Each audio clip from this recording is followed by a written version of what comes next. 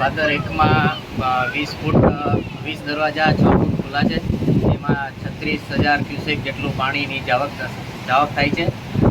અત્યારે નીચાણવાળા વિસ્તારમાં 22થી વધારે ગામોમાં વહીવટીતંત્ર દ્વારા એલર્ટ કરી દેવાયેલા છે અને હજુ પણ પાણીની આવક ચાલુ છે. એની સાથે સાથે દરવાજામાંથી 36,000 ક્યુસેકનું જાવક થાય છે અને અત્યારે મોટી સંખ્યામાં પર્યટકો પણ છે.